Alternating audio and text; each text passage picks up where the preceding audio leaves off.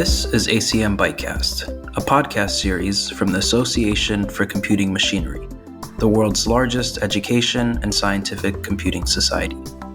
We talk to researchers, practitioners, and innovators who are at the intersection of computing research and practice. They share their experiences, the lessons they've learned, and their own visions for the future of computing. I am your host, Bruke Kifle. In an era marked by ubiquitous computing and continuously evolving threats to data security, the importance of cryptography in our digital lives cannot be overstated. It serves as the bedrock of our technological systems, preserving data privacy and ensuring the secure transmission of information. From encrypting and decrypting messages to verifying transactions and authenticating identities, cryptography encompasses a wide array of applications crucial to our digital age.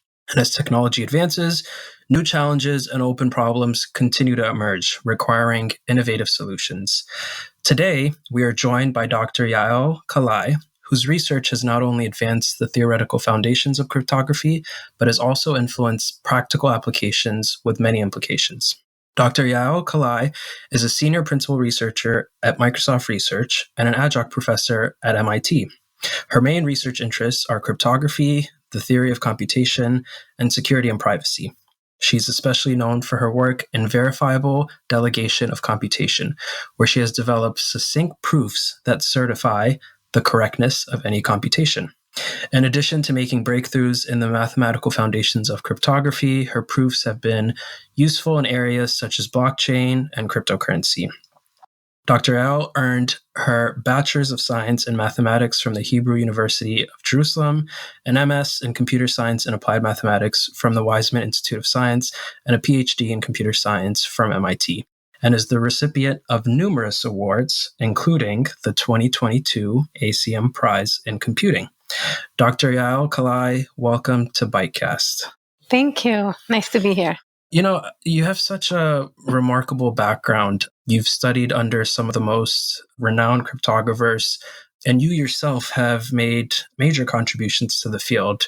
But what I find interesting is most people have a pretty unique journey or story that has led them to where they are today.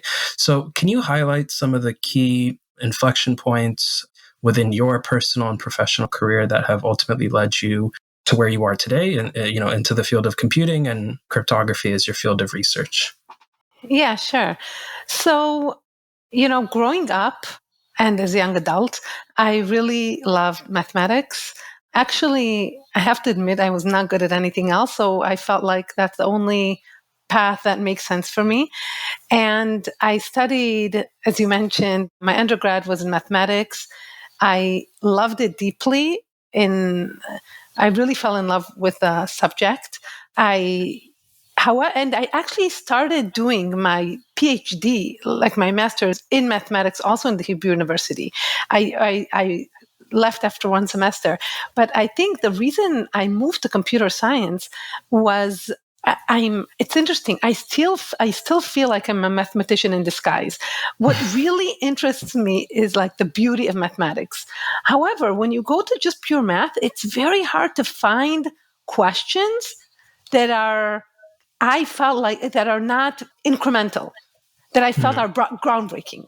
I mean, there are, of course, groundbreaking questions, but they seem almost impossible to solve.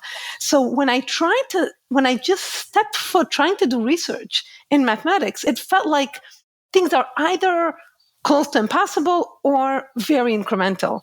And I couldn't find a problem or a direction that excited me. So studying the field was exciting for me. But doing research I struggled to find something that excited me.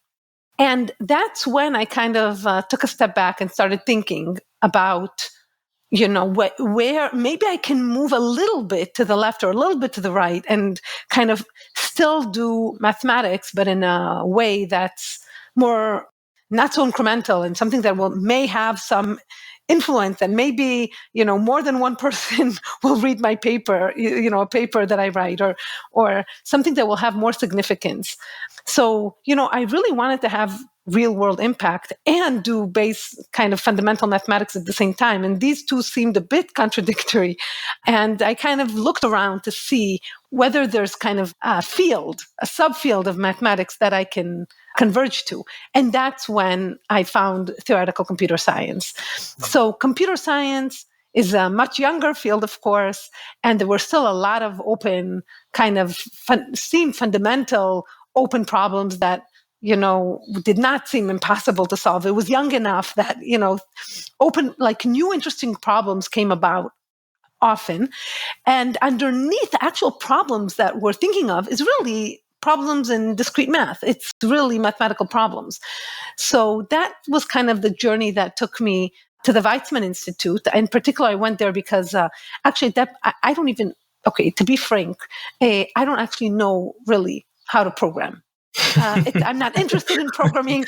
I have to say, when I got the ACM Prize in computing, I told my kids, all three of my kids, even my young girl knows how to program. And my older two kids are really amazing programmers. And the reaction when I told them, it was like, really? Is this a joke? I mean, do they know that you know nothing about computing?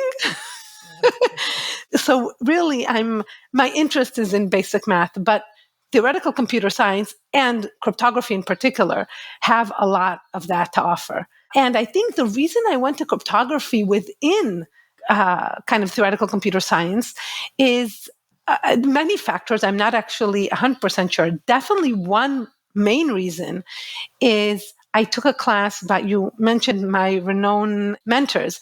I took a class by Adi Shamir in the Weizmann Institute, who's a Turing Award winner. And I was just blown away. I was blown away by the subject. I was blown away by him. I remember my eyes lit every time I walked into his class.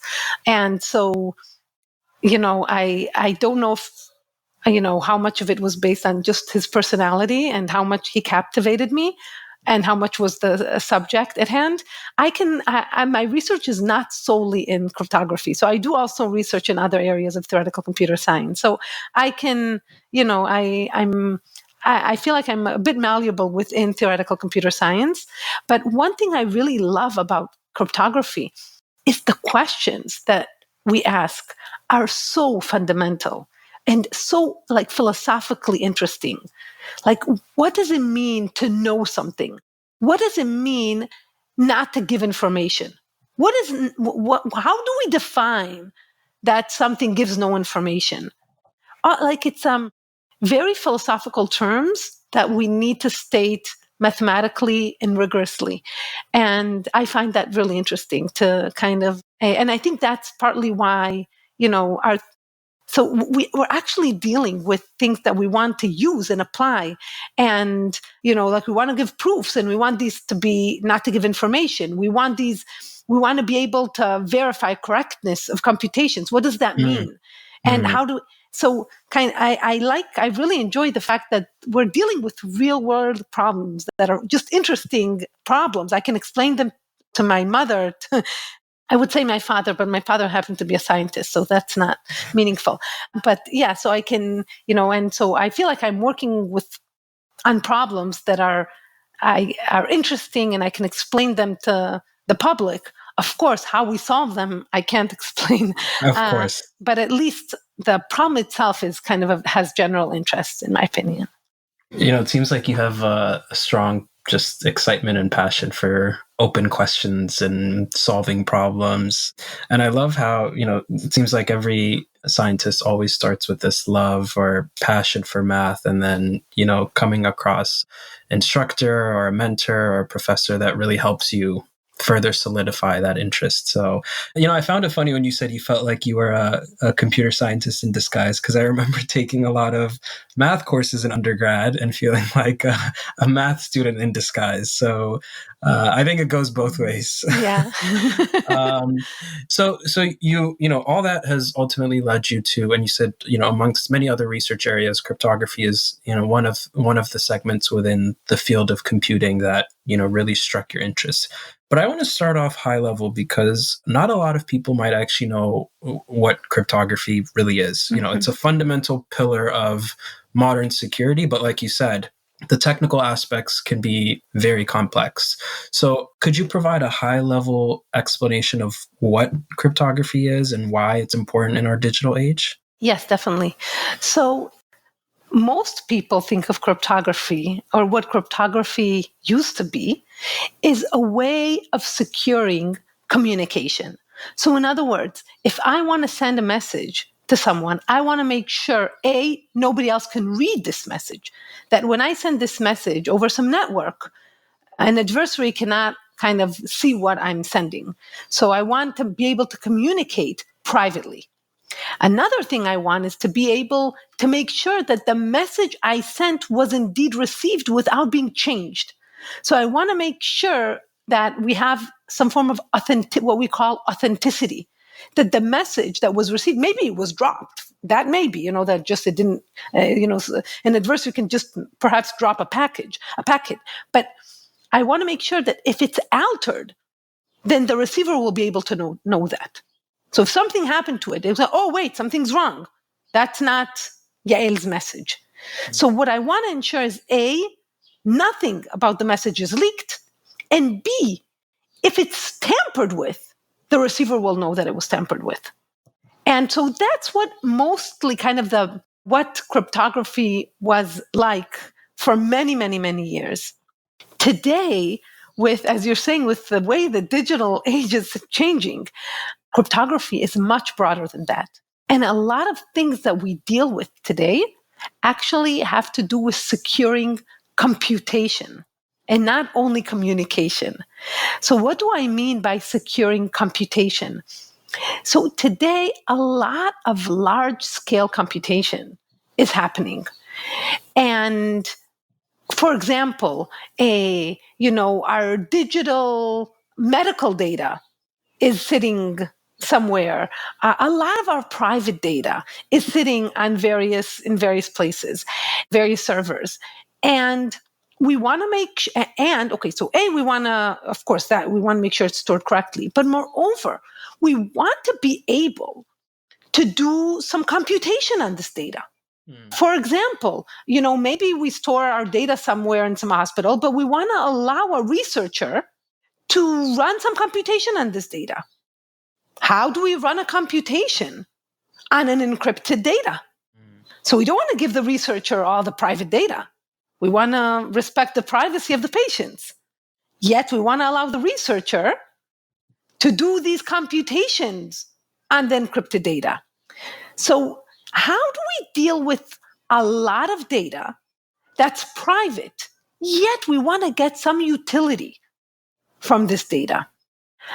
Another thing that's happening is that because there's large-scale data, for example, you mentioned blockchains. Today we have public ledgers, used by Bitcoin, for example, or many other cryptocurrency companies. They have huge amount of data sitting on public ledgers. And for example, in the case of cryptocurrency, to verify a transaction is a huge computational burden. One needs to make sure that, this coin was given to the owner and was not double spent. And whoever gave him the coin got this coin from someone else who did not double spend. And that person got the coin from someone else who did not double spend. It's a huge computational burden. How do we know that things were done correctly? How do we know that it's indeed a valid coin? So ideally, what we want is some proof that says this computation was correct. So here I'm saying privacy is one aspect. Another aspect is verification. Integrity of the computation. Someone is doing this computation. Okay, someone told me in the blockchain, yes, this is a valid computation. How do I know that that's the case? So sometimes you manage to incentivize, you do some game theory, use game theory to incentivize kind of the users to be honest. But sometimes you want to just have a little proof that tells you, oh, yeah, this computation is correct. Now, here it seems to be unrelated to cryptography, because usually when we think about cryptography, we think secrets. Exactly. Now, I'm thinking no secrets. We just want a little proof. You think, oh, proof, that's math.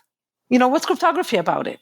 But it turns out that we want, of course, a proof that's very succinct, like a little certificate that certifies the correctness. It turns out that in order to get these succinct certificates, we must rely on cryptographic assumptions. So we must rely on some hardness, like that it's very hard to factor very large numbers, or these kind of hardness assumptions that we use every day in cryptography. And we need to rely on these assumptions to generate kind of these succinct proofs that certify correctness of computation. So just going back to your question, my answer is, what is cryptography about? It used to be only about securing communication, both secrecy and integrity. But today, it's much more about securing computation, both secrecy and integrity. You just described that so perfectly. And I think I just could not imagine a better way to capture, this idea of securing communication and the advancements that we've seen in the field to now moving towards securing computation. So I think what you described in the end is this idea of the verifiable computing work, Yes. The delegation of computation, which, as I understand, is the breakthroughs that you've pioneered in this space have been a big factor for your 2022 ACM Prize in computing.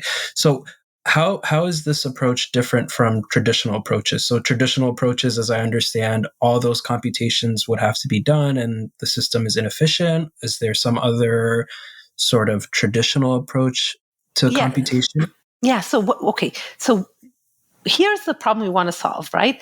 Someone that we may not trust did some computation. It ran some program for a very long time, and it got an output. Now we want a little proof.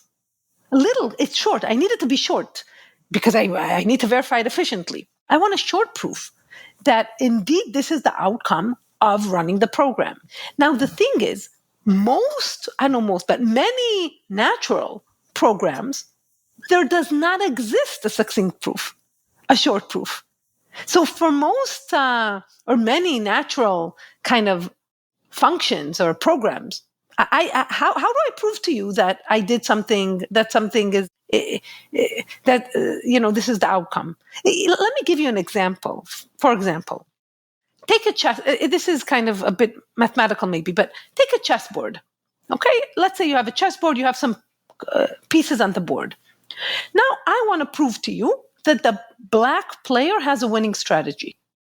Namely, I want to prove to you, no matter what the white player does, the black player has a move such that no matter what white player does, at the end he will win. How do I do that? I really don't know. I don't have how do I do that? How do I give you a short proof? The only proof I can think of is I'm going to tell you, well, first the black player will make this move. Then for each and every possible move of the white, this is what the black player will do. Then for each and every possible move of the white player, it's a huge proof. It's like an exponentially sized proof. So that's an example of a computation I don't have a succinct proof for. And many natural computations I don't have a succinct proof for. So what we do is we rely on cryptography to do it. And there's a price. The price is we actually don't offer the guarantee which mathematical proofs give you, which is, there is no fake proof. Like either the statement is true, in which case you can prove it, or it's false, in which case you simply cannot prove it. Our guarantee is weaker. We have a computational guarantee. We say, if it's true, you can prove. If it's not true, it's hard to prove. It's not impossible. Maybe someone can prove it. But if someone can prove a false claim, then he can break a very hard cryptographic assumption, such as he can factor very large numbers. And that we believe you cannot do, because if you could do, then probably the economy would have already crashed, because all our transactions depend on the hardness of this problem. So our proofs are not really proofs. They're what we call computational proofs. It's not like it's impossible to fake a certificate of correctness. It's just very, very, very hard. And we believe nobody can do it today. I see. I'd love, I think we'll circle back on this later, but I'd love how some of these underlying assumptions break down in the context of some of the advancements with quantum computing. But Yes. I'd love to table that discussion for the end, Okay. because Happy to talk about that. It's but very I do. interesting. Oh, certainly. I do want to deep dive a bit more on this. So, you described this verifiable computing essentially as a way of ensuring the correctness of those computations performed by, a server or, some blockchain nodes. So as I understand it, one of the primary objectives here is efficiency, right? You want to ensure that the verification process doesn't, introduce too much overhead or become computationally impractical. Exactly. And you do this by minimizing the resources of verifying the proofs. You reduce the proof size, you reduce the computational complexity. On the other hand, there's this concern of privacy or security, right?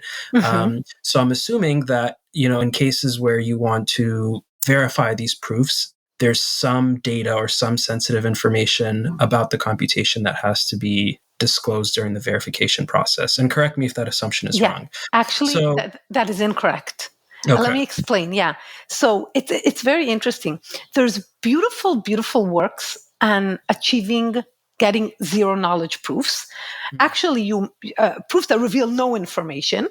It's interesting because I'm circling back to your first question, which is, how I got to cryptography. I mentioned Adi Shamir, but another person that I definitely should mention is my most amazing PhD advisor, Shafi Goldwasser. And the reason I'm mentioning her is not because probably she's the person that, because of her I stayed in the field, but also she invented together with Silvio Micali and Charlie Rakoff, the notion of zero knowledge proofs. And what they showed is they can convert, or what was shown actually after that, is that one can convert any proof into a zero knowledge proof. And so one can convert our little succinct proofs into zero knowledge ones. So one can this is kind of a technology that we know from the 80s, really. One can take any proof, long, short, and you can convert it into a zero knowledge one with actually placing pretty minimal overhead on top. And zero knowledge refers to... Good. Zero knowledge means the proof reveals no information beyond the fact that the statement is true. Oh, wow. It's really no information is revealed. It's pretty amazing. I remember when I studied this notion, I practically couldn't fall asleep at night because I felt like it's like magic. How can you convince someone that something is true while revealing literally no information beyond the validity of the statement? And you're saying, wait, but a proof is information. What do you mean no information? The proof you can read and verify. Yeah. Okay, so it's something to think about. It's actually, I'm hoping maybe I'll get some of my listeners to join us in cryptography. So essentially you can achieve this verification process without, while preserving privacy, without, like you said, without revealing any information about the computation or about the input data to actually enable the verification. Exactly. Wow. That's beautiful. That's amazing. Yeah, I agree.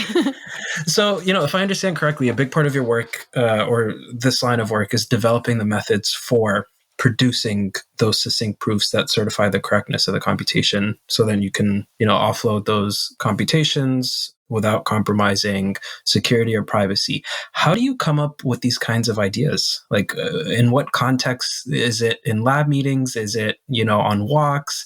Sometimes I'm so fascinated by the type of innovative solutions that researchers come up with. So I'm curious, how do you come up with this idea? Yeah. So, there's two types of ideas. There are ideas of which problem you want to study. And then there's ideas of how you come up with a solution. The reason I'm kind of partitioning the two is because ideas for which problems to study, they're usually much more high level. You kind of, you don't necessarily need to be in a research mindset. You walk around, you just, you can read the paper and up comes an interesting question, just by listening to what's going on in the world. I don't know. Now there's these large language models. Oh, guess what? It brings a lot of interesting questions to cryptographers. So just kind of living in, and looking around, what kind of problems the world throws at you. The world throws problems at us all the time because it's changing. And like blockchains, wow, it's, throw this technology brought with it a lot of challenges. And that's fantastic for us because that's kind of, I felt like the difference between theoretical computer science and mathematics, that we get new challenges all the time. And these are really, really interesting challenges because it's kind of how our world is shaped. So that's about kind of which problems to solve. How to solve the problem, wow, that is really usually we really need to dive. At least that's the way I work. I think different people work a little differently. But for me, I usually dive, I don't know, like 100 feet deep. And I get so obsessed. I think I'm probably, I remember problems that I worked on that I literally abused my students, like emailing them every hour. I mean, they abused me back, so it's okay. But constantly, here's an email. Oh, wait, this doesn't work. Oh, it doesn't work.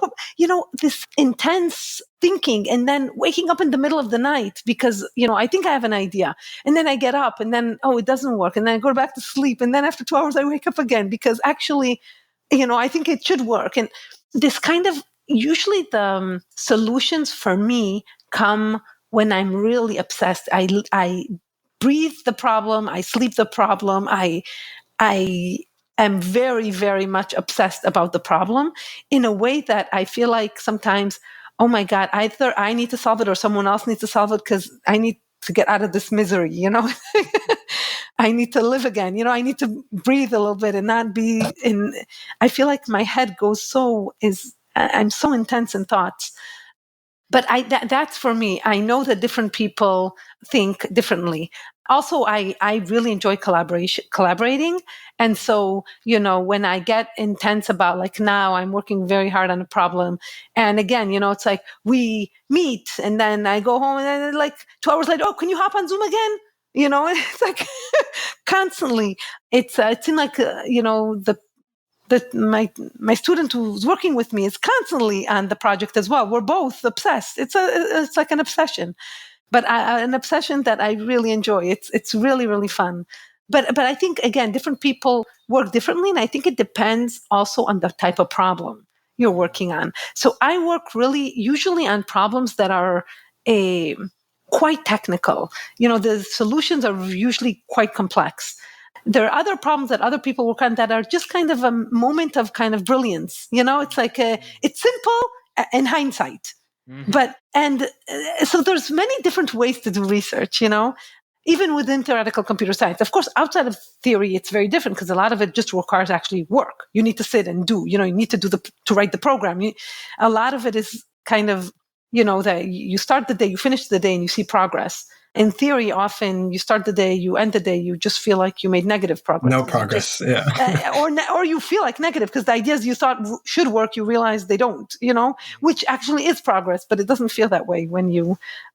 So that's usually my style. But again, I want to just make sure, to acknowledge there are a lot of different styles. Oh, certainly. Different people work differently, yeah. So certainly obsession is, I would say, probably a key theme. If you're obsessed in love and are up at night thinking about it. Yeah. But to your point, I have met folks, like you said, who maybe, it's a spur of the moment type of thing where you're walking your dog or you're taking a shower and the solution comes to your mind. Exactly. But in areas where, maybe you're working on very deeply technical or mathematical pursuits, the approach to problem solving can be different. Yeah, I would say I have some of those as well, but it's a small piece. So sometimes, I'll be in the shower, I'm like, oh, I think I can solve this piece. There's some idea. But usually it's one idea out of many. And then the question is, can you piece everything together? Does it, It's usually, yeah. So you touched on one piece, which was actually the next topic that I wanted to discuss, which is AI and large-scale language models. So some of the stuff that you discussed with, this, verifiable, distributed or delegation of computing, at least I think has some practical applications to, some of the exciting progress that we're seeing with LLMs. Definitely. I'm curious, more generally, how do you see, this line of work or broadly your research aligning with some of the current trends with generative AI? Yeah, so this is something I'm thinking about now, both with my students, with Shafi, who was my PhD advisor, with a bunch of people. I think probably many people in my community are thinking about this, and there's many questions. So, okay, of course, there's these large language models, and we have no idea what they're doing, and we want to make sure they're doing the answers they're giving us. We want to be able to trust them. Okay, we want to be able to trust that they're giving us the answers that they should. The thing is, it's not even clear what this means. And it's not clear what this means in many, many, many levels. So, level one, you may not trust the company that generated these LLMs. I don't know, OpenAI. Maybe you don't trust OpenAI. Okay. In that case, you tell OpenAI, in that case, you can use my technology. You tell OpenAI, you gave this model. Now, every time, I don't trust the model, but every time the model spits something, just add a little certificate that. Oh, sorry. Let me start again. I ran too fast. I ran ahead of myself. Let's say you don't trust OpenAI. OpenAI gives you a very large LLM. You're saying, what is this thing? How do I know that it's good? Well, in that case, OpenAI can tell you, look, what did I use? I used some neural net. You see, it's very small. The neural net is very small. I'm going to prove to you that this huge LLM is the output of applying this neural net to this huge amount of data. Okay, let's say you can use my technology to add a little proof that says that this LLM is indeed the result of running the neural net on this data. Okay, question. How do you know the data is good?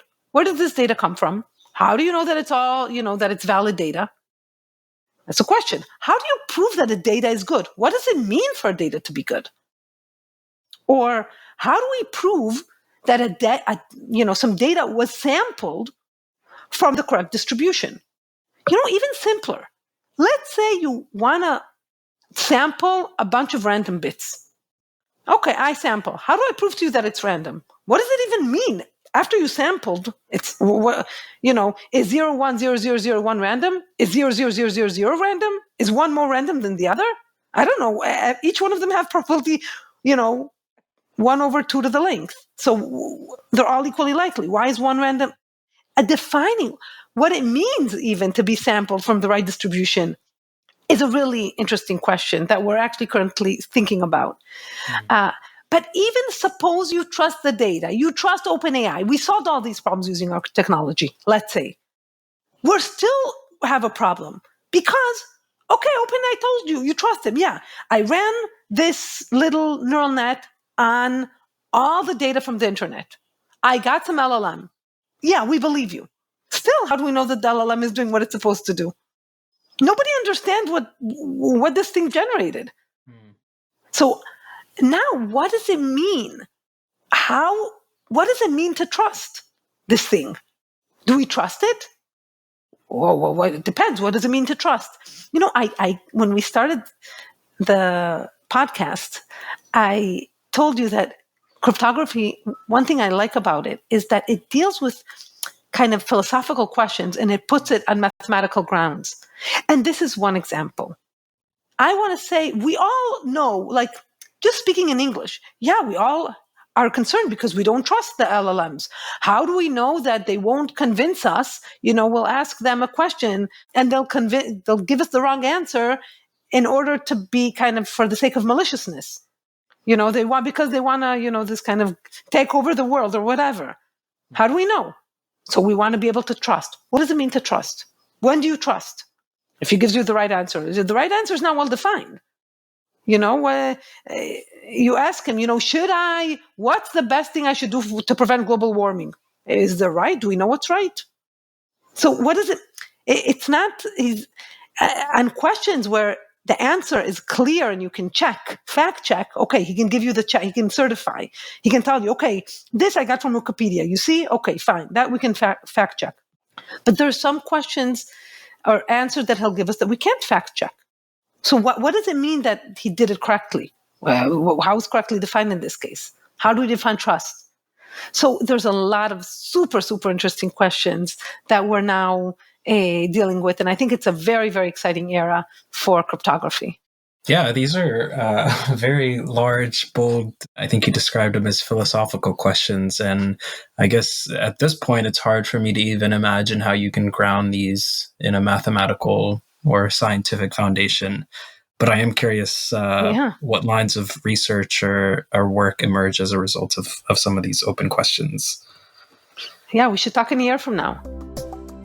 ACM ByteCast is available on Apple Podcasts, Google Podcasts, Podbean, Spotify, Stitcher, and TuneIn. If you're enjoying this episode, please subscribe and leave us a review on your favorite platform. Awesome. So one other sort of innovation that you have been attributed for co-inventing is ring signatures, right? So can you provide an overview of what ring signatures are and what exactly was their motivation when you pursued or developed? Yeah. So actually, this I did when I was in Weizmann under the guidance of Adi Shamir. I co-invented with Adi Shamir and with Ron Rivest, who's also a Turing Award winner and also one of my mentors throughout the years. So the goal there was the following. So as I said, a lot of cryptography is about authentication. We want to make sure, so for example, when I send you a message, I'm going to digitally sign it so that now you can verify that it's me who sent the message. And the question we were asking is the following. What if I want to be able to sign a message, but I want to keep myself private? So it seems like what do you mean sign, keep myself private? So I want to say, it's me, but I want to keep me private. What does it mean? So what we want to say, for example, we actually called the paper How to Leak a Secret. So the idea we had in mind is, let's say I want to tell, my professor in class that, some of the students cheated in the test and therefore it's not fair. Now, I don't want to be a tattletale and tell he'll know it's me, and now everybody will, maybe will leak to someone that I was the one who tattletaled. So what I'm going to do, I'm going to write him, the professor, a message and tell him exactly why I believe that the cheat happened. Okay, so we'll be convinced that there was a cheat. Mm-hmm. And I'm going to sign it on behalf, that's not the best example, but the idea that I will sign it on behalf of someone in the class. So I'm going to say, someone in the class sent this message, and this is what it says. So in other words, think about, people in the NSA want to leak a secret. They don't want people to know it's them. Mm. So they say, this is what I learned while I was in the NSA. I'm signing it by someone from the NSA. But nobody knows who was from the NSA signed it. Hmm. So we were inspired. One of the reasons we were inspired because there is such a notion of group signature where you can sign, but that's on behalf of an entire group. It's like a group that you got together and you decided that you are in a group, you agreed together on kind of a key and a secret key for you guys. And you think of yourself as an entity. So now you're one group and you're one entity and you can sign on behalf of the group. But in ring signatures, we don't have nobody. I don't need to. I can just sign on behalf you or me of an individual. I don't need his consent. Actually, when we did it, one of the things I remembered is I was a bit scared by it because I was thinking, that's a little scary that we have these signature schemes, and these signature schemes allow us.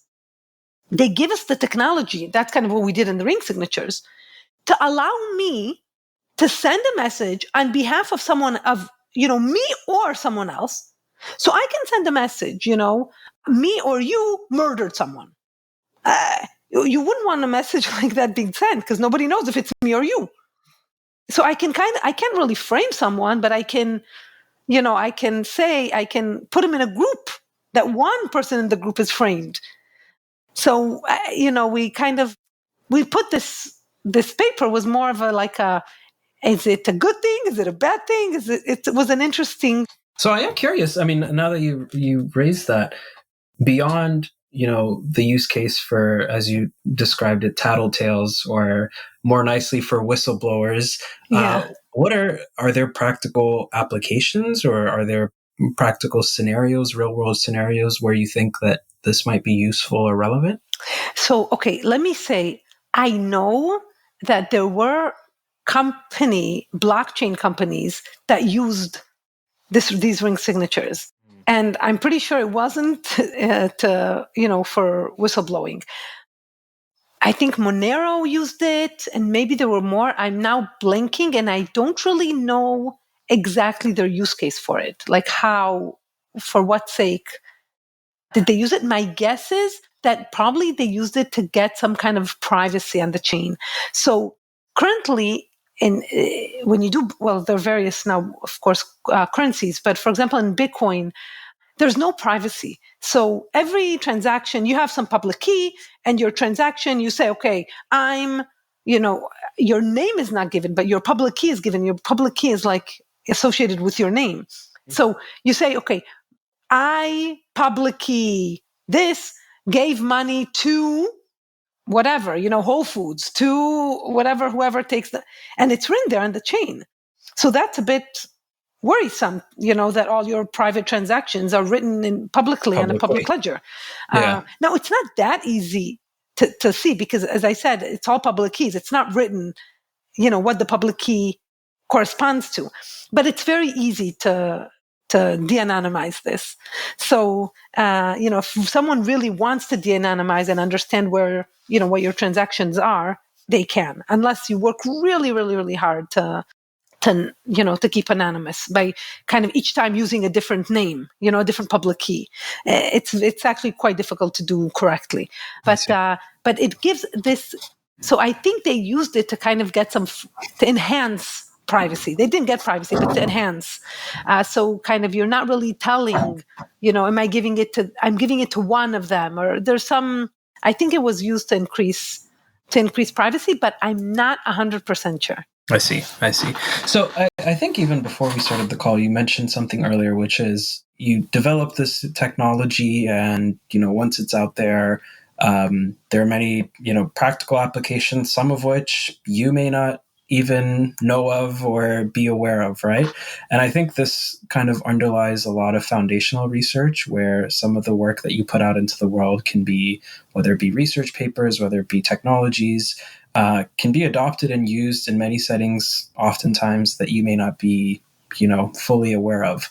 How does that make you feel as a researcher? Does it make you excited that some of your work is out there, and, individuals are finding, or organizations are finding, practical applications? Does it cause some concern for you? What are your thoughts as you see the public adoption of some of your work as a researcher? Yeah. So let me say first that it's interesting. My research, as you said, is very fundamental. When I got the ACM Prize, and they told me for my work that has had so many applications, it takes a village to do this application. It's not really, by the time it's actually applied, it's quite far removed from my work. They use my basic ideas, but there's so much more ideas and kind of making things more efficient. There's a lot more that go in until things are actually adopted. Tons of work, more work. So it really takes a village to go from kind of fundamental ideas all the way to deployment. How does it make me feel? I'm very, very excited. I think, if I needed to say, how do I value my research? I think I would say I value it if it has an impact. Now, it may not have an impact today. It may take time. But if at the end of the day it's in some drawer and nobody uses it, what's the point? So I love it when I see it, used. And for example, with this verification delegation, now we have a big community around it. We actually have this effort called ZK proof. ZK stands for zero knowledge, because, as I said, at the end we always put kind of zero knowledge on top, but these kind of succinct proofs. And this effort is led by fundamental researchers all the way to people. Like, it's really a collaborative effort. And we have once a year, we have workshops. And, sometimes we have, it's so diverse. We have bankers coming to this workshop asking us questions. It's really fun to see, because they want to use it, in their banks, and how do they use it? And so I really, really love it. Though I have to say, it's funny. I used to joke when I was younger that, people asked me, so you sit all day, but what do you do? Like, nobody will ever use this stuff anyway, because you're a mathematician. So why are you doing it? And I remember I always joked, said, well, at least I'm not doing any harm. There's so many people who are doing harm. I'm at least sitting quietly and doing my research. So going back to your question, is like, sometimes I have this feeling, worry kind of, I hope my work is not used for my, or even, I don't know, they would think of it, there were physicists sitting and doing physics, and now there's atomic bombs. I don't know how they feel about that. Or nuclear weapon. It's, it's thanks to physics research. So, sometimes you do fundamental research and you're like, I hope it will not make things worse. I know, I think today around the LLM, there's a lot of confusion. Is this a good thing? Is it a bad thing? So I have nothing to do with LLMs. My research is not related to that. But, it's, I can imagine that if, I contributed to that space, I would be today, I don't know if I'd be very happy or concerned or, probably both.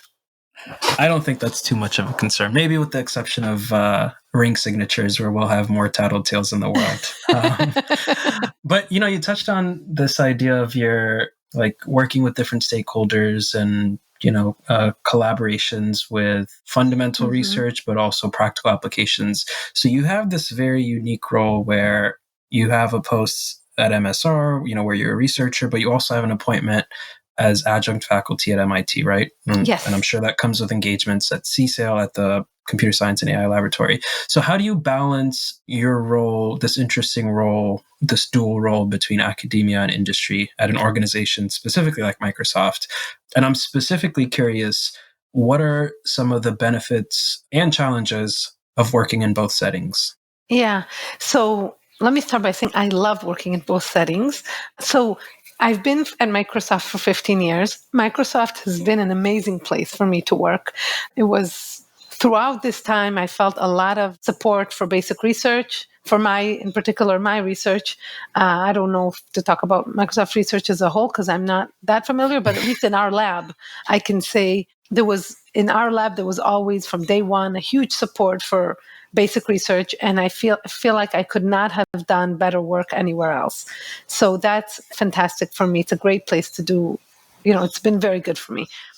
I do love working with students. Students is what kind of gets me excited to see the spark in their eyes. It's really fun for me, and they're so vibrant and tons of energy, and I love it.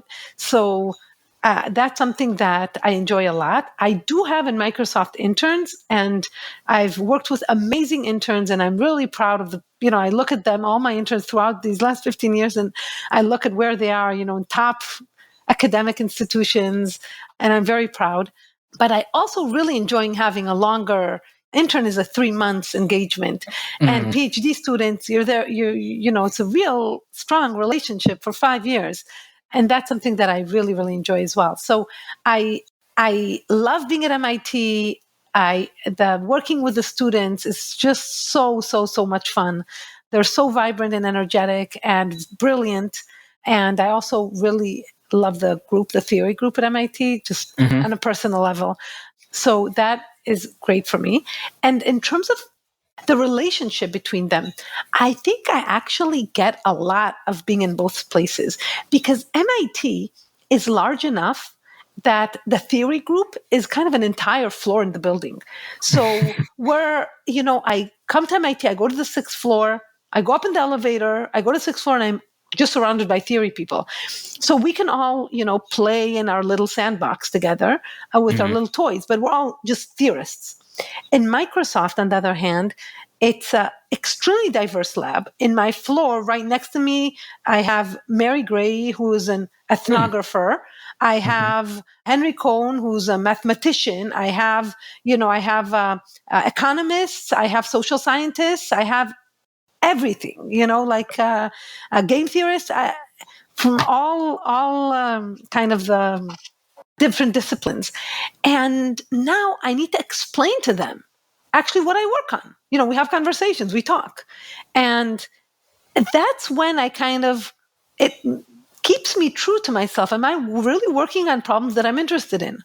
Because it's very easy to convince a fellow theorist, oh, this is super interesting. It was an open problem in the previous paper. We all buy the same, it's very easy to sell to us, why our problems are interesting. Much harder to sell, to an ethnographer. So it really keeps you on your toes. And I think that has been really great for me, kind of having both, to interact very broadly with people in computer science and outside of computer science, economics, social science. And at the same time, I have my little group of friends, my playmates at MIT. So I think having both was really fantastic for me. I'm curious, beyond, the, dialogue and conversation with some of your colleagues who are in different areas of research, you described earlier how cryptography or, theory of computation has a lot of, philosophical questions or a lot of, game theory. Do you actually find yourself like collaborating on research initiatives to address some of these complex problems, or is it primarily open discussions, coffee chats that help you frame or rethink some of the way you approach your work? You're talking Microsoft right now, right? That's correct. Yeah. Actually, so usually it's the latter. I talk to people and these kind of conversations, sometimes just water cooler conversations, but sometimes it's actually, we give talks to one another. It's a more formal than that. And that's usually where kind of I gain a lot of insight. Even though our lab is very interdisciplinary and people collaborate, across various disciplines together, I'm less of an interdisciplinary person just because I tend to dive kind of so deep into thought that it's hard for me to get up and when you collaborate with someone outside your field, you need to stay in the surface a little bit because they don't know, so my research is typically not is less collaborative in that with people outside my field. Of course, all my papers, except for one during my PhD, is in collaboration with other people in my area, but not so much. Actually, I have one paper with my husband and machine learning and cryptography with Shafi as well. But most of my papers are collaboration only within theory. I see. Yeah, actually, the machine learning paper is also in theory, but I guess my husband he used to be a theorist, but now he's more applied. So he's my only example of someone that, but it was also happened during quarantine where, collaborating with anyone else was a bit difficult. Harder. So it was out of necessity. I was like, okay, I guess it's you. I see. And then, so being at a company like Microsoft, organizationally, I know MSR sort of has a different charter and sort of a different organizational structure compared to sort of the consumer or product arm of the company. But do you find opportunities for engagements with the product side of the company? Do you find product use cases driving some of your research directions? So I do have some engagement occasionally, but typically the way they end is by me pointing them to someone more applied. Like they'll ask me a question and, I'll hear what they have to say. And I'm like, okay, so I think the expert you really want is so-and-so. Because again, my work is I'm not an expert in the application regime. But, I feel like often when my involvement is more as a middle name, kind of they hear my name, but I actually just kind of point them to the correct person they want within research. I see. But at the end of the day, the fundamentals are core to the application, right? So yes, the fundamentals are core. You're right. Yes, You're right. That's awesome. So I want to wrap with a couple questions around future directions. I know I tabled this question earlier, and it was because it was probably one of the more interesting questions that I wanted to get your thoughts on. Earlier you talked about with the verifiable delegation of computation, the idea that you do not offer a guarantee. Rather, this whole thing is based on the assumption that the problem is hard or it's computationally hard, right? Mm-hmm. However, we're seeing a lot of, over the years, over the past, decade, and I'm sure in the coming decade, a lot of rapid advancements in quantum computing. So with some of these advancements, there's growing concern about how it'll impact traditional cryptographic systems. But even in cases like the one that you described with the verifiable delegation of computation, these attacks on encryption methods that would normally take years because they're so hard could now theoretically be done in days with quantum computers. So how do you envision the future of cryptography in the face of quantum computing? Yes, okay, that's a very, very good question. We're now really working hard, actually, on upgrading cryptography to be what we call post-quantum secure. So traditionally, the assumptions, the hardness assumption that we used are all known to be broken using quantum computers. So if we will have large-scale quantum computers, these will be able to break our cryptographic assumptions. So that's a huge concern. Actually, there's a big initiative by NIST, which is the Standardized National Institute of Standardization. And they have a huge call on trying to upgrade all the standards to be post-quantum secure. So that's something we're working on a lot, is getting everything to be secure under assumptions that we believe quantum computers cannot break. But I want to say that with that, I think quantum computers, if they will exist, indeed, I mean, large-scale quantum computers, then it brings with it a lot of promise. So another type of research that's happening a lot now in cryptography is, what could we do? How can we use? Not just, so your question was, the attacker is more powerful. The attacker can use a quantum computer. Oh, we better watch out. Yes, so indeed, that's a concern. And we're working hard to address it. However, we, the honest people, namely the people who generate all this cryptography, can also use now quantum computers. And that's a big, it's a big hammer. So what can we do with it that will make our life easier? So that's also something that a lot of people are thinking about, including myself, But I want to mention one last thing about, the attacker having quantum power. It's much harder than actually some of our schemes, let's say, are secure. We prove are secure against assumptions that we do not know how to break, let's say by a quantum computer. The way we prove security assumes the adversary is classical. And it's not, in many cases, it's not clear that the proof goes through, that we can upgrade the proof. So when I say proof, I mean, let's say I have some scheme, some signature scheme, and I prove to you it's secure. Namely, if the adversary cannot break the assumption, then he cannot fake a signature. The way I prove this to you, my proof strategy, the way I argue security, assumes that the adversary is classical. If the adversary is quantum, some of our proof techniques fail. So, for example, sometimes the way we argue, say, well, if there's an adversary that succeeds in generating signatures, I will run him again and again and again and again to generate many signatures, and then I will use that to break the assumption.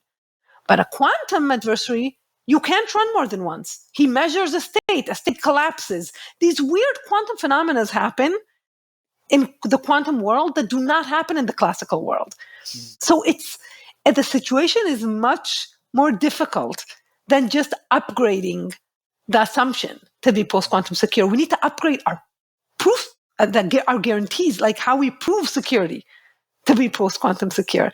It's quite the challenge. And myself and many, many others are working really hard to get there. But there's a lot of progress in this space right now in cryptography.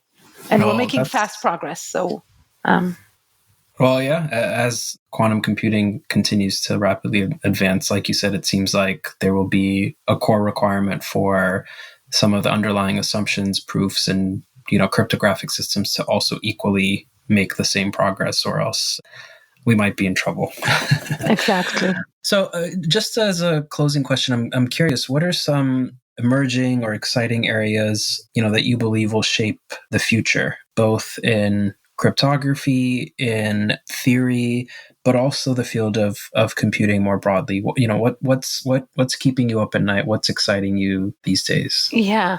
So look, what's really exciting me, as well as I think exciting the entire world, is with these LLMs are just unbelievable. And we need to, this raises so many challenges, as I mentioned before. And I think thinking forward, we need to think of verification in this setting of LLMs, large language models. I think that's kind of the new kid in the block that's creating a lot of noise.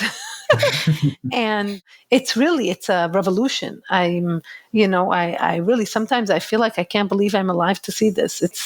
It's super exciting. And I think there's a lot of challenges that we as a community need to solve. Of course, I have my own, I have a lot of problems that I'm interested in that I was obsessed with and still obsessed with before the LLM came along. So I'm not dropping them, but this is kind of, if you ask me to step back from my own obsession and kind of look at the world and see where it's going, that's definitely, I think, where we need to focus our attention on trying to ensure security of these large language model. How do we ensure that they're doing what they're supposed to? How do we get, some verification from them? How do we instill some trust in these systems? Certainly, yeah. I think it's imperative. It's groundbreaking technology, and it's changing the way everything is done in this world. So researchers, organizations are pivoting their strategy in many ways to be AI or LLM focused in many ways. And I think it's the right thing to do because the technology is here and it's here to stay. Exactly. So, just to wrap up, we have a lot of listeners who may be early in career, who may be students, or who may be, computing professionals who are looking to explore, a new area of computing. So, generally, what nugget or bite or advice would you give to these folks interested in pursuing a career in computing and research more broadly? Yeah. So the truth is, my advice is find something that keeps you up at night. I think, I've worked with so many students over the years, and I see the difference between those who are successful, very successful, and those who are less. And the difference, people think, oh, it's because they're so much smarter. Actually, I'm not sure that's the case. I think the successful people are those who found their passion, who found something they really want to solve. They're so excited by it. And what I would encourage, anyone, my kids, students, anyone, any human being, is really find your passion inside your work. And it's fun. It'll make your life so colorful and fun and engaging. And second, I believe that's the way to success, to do something that you're really, really interested in. And yes, sometimes it does require a little bit of pivoting. Look, I was interested in math, in kind of fundamental mathematics and theoretical math, and I pivoted a little bit. I'm now in computer science. So I'm not saying like just don't, no matter what, you want something and you're gonna but don't lose your passion. Find something that you enjoy, that you're passionate about, that you wake up in the morning excited to do. That would be and I think if you find that, you're golden. From here, success is just, it will follow. I think that's a very great piece of advice, and certainly a great principle to live by. Find what you love, do what you love, and you'll never have to work a day in your life. Right? Exactly. So, well, Dr. Yael Kalai, thank you so much for joining us on ByteCast, and looking forward to some of the amazing work you will continue to do. Thank you so much. Thank you for having me. ACM ByteCast is a production of the Association for Computing Machinery's Practitioner Board. To learn more about ACM and its activities, visit acm.org. For more information about this and other episodes, please visit our website at learning.acm.org/bytecast. That's learning.acm.org/bytecast.